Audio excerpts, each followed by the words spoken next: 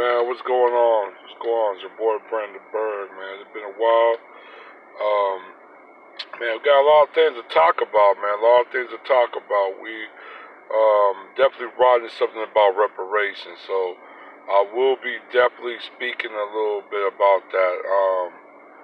What I'm about the historical sense of and why it's such an important to a lot of ADOS, American Descendants of Slaves. So definitely gonna drop that on there real soon. And I'm still riding. I'm actually gonna put that on my Instagram. Follow me at Instagram Big Bird, and I'm definitely gonna probably talk a little bit about that on here as well. So everybody can kind of get the gist of it. But a lot of things to cover, man. The Joe Biden take about reparation. He said he refused to pay for something that happened over 300 years ago. So he is definitely against the ADOS and black agenda at the helm. A majority of Democrats is pretty much having an agreement of disagreement with reparation. If they not, they want to tie it in with another group. Definitely heard about, if I'm mistaken, the Blackfoot tribe that is getting rewarded over $3 billion in reparation that coming from the Obama administration. As well, everybody know of the $12 million reparation payment plan to the Jewish people from the Obama administration. So definitely, I'm letting you know, man. I mean, America been paying reparation for a very long time. Um, but do they know? But why they're giving such a hard time now? Because they feel that the hierarchy, the racial hierarchy, will be destroyed.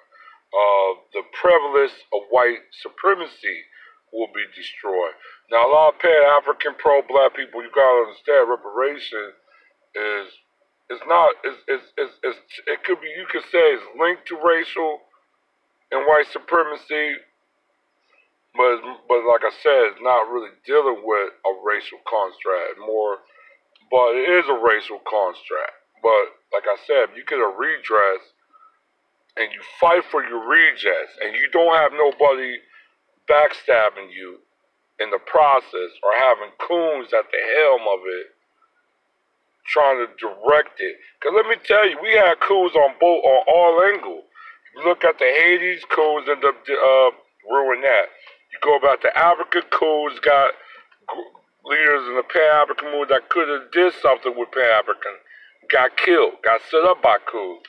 So coons are everywhere. They're prevalent everywhere. There's traitors everywhere. I mean, if you want to partake in coons, even look at John Brown. I did talk about John Brown, and I actually did write an essay on my Instagram about him. Cold white boy, you know what I'm saying? Really about that life. He's really anti-slavery, probably true to the bone, abolish it. For white people in historical America since John Brown was like a traitor. But guess who betrayed him? A black man. In the midst of slavery. So you have traitors in all angles, all colors, all shapes, and all sizes. But I definitely want to talk about another traitor. This James Clyburn from South Carolina. He's a Democrat. I think he's a House whip. He's a House of Representative whip. And he came out totally against reparation and saying he's against pure reparation. Now, my take is, what is pure reparation to him?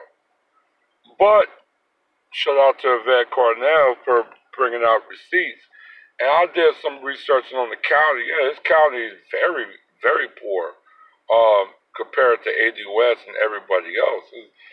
The construct of poverty is very stricken there.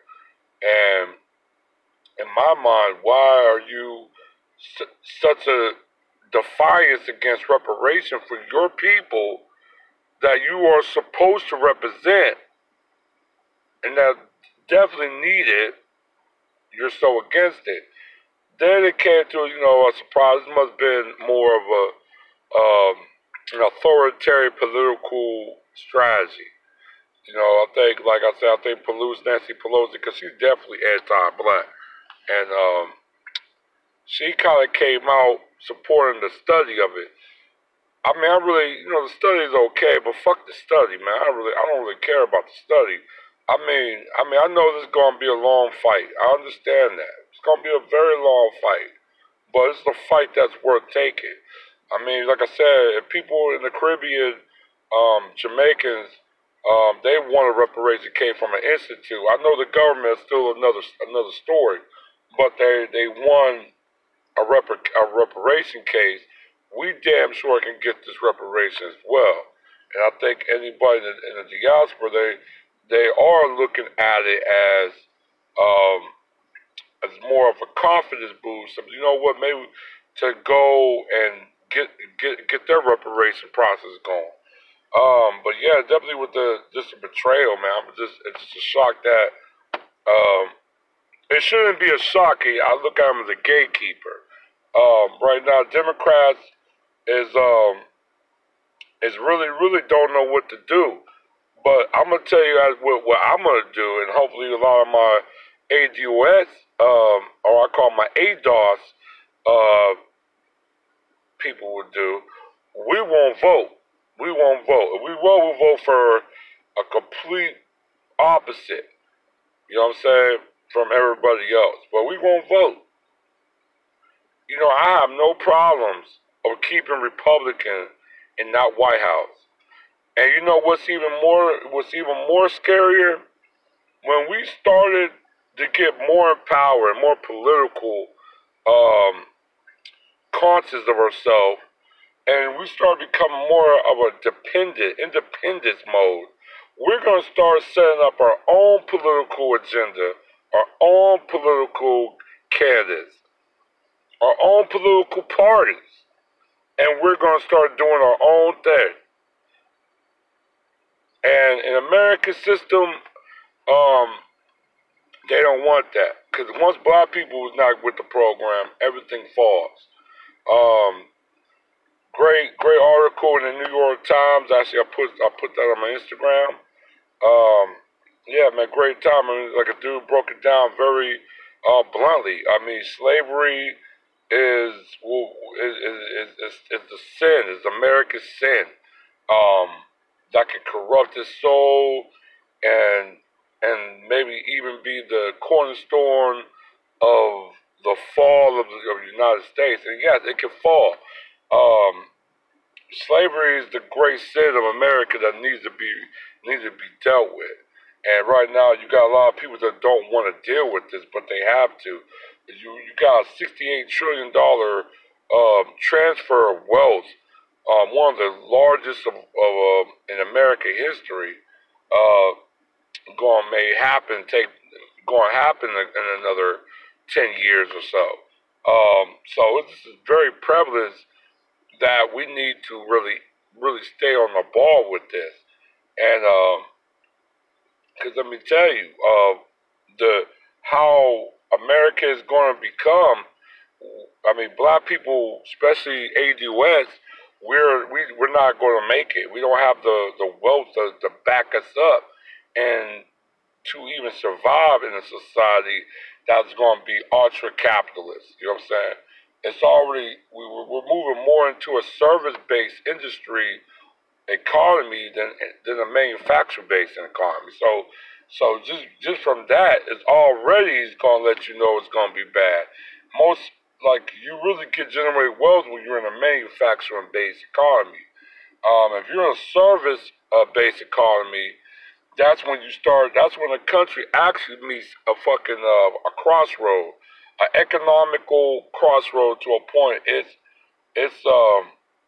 actually goes downhill from then on. And wealth has already been made, it's basically been locked in. So it's no longer going to be spread around the population. So, and most countries have these. Most countries have calcified wealth that they, 100 years or so, they win the Civil War. as we've seen a lot of countries now going into civil war. Some of them is breaking away. Some of them having other reasons of civil war, breaking away, and everything, so forth and so forth.